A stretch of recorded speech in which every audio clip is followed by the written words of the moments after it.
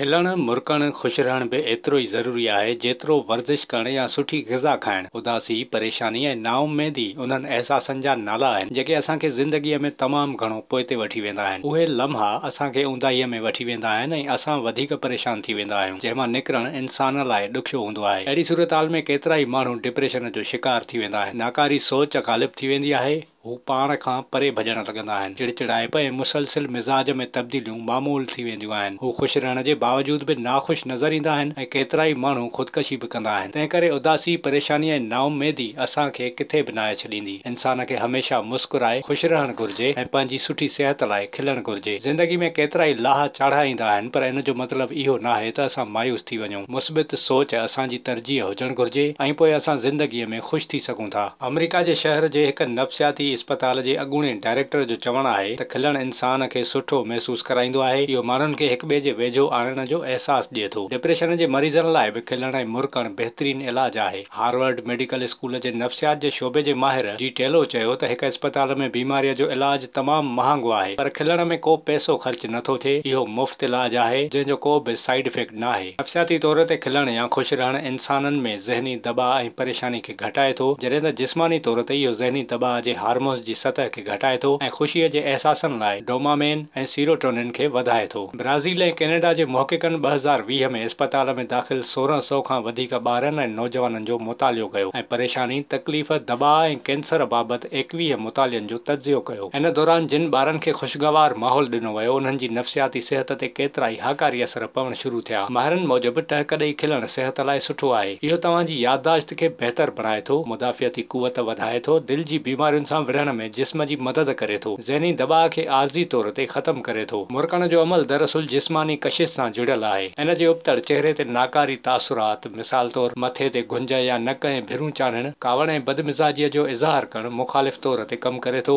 ऐं माण्हुनि खे अव्हां खां परे रखे थो। जेके माण्हू पुरकशिश शख़्सियत हासिल करणु चाहिनि था, उहे कंहिंखे बि मुस्कुराहट जी ताक़त सां राग़िब करे सघनि था। इन लाइ अॼु खां जॾहिं बि अव्हां उदास हुजो त नाकारी सोच खे पाण ते ग़ालिब थियणु न ॾियो ऐं मुरकण न विसारियो।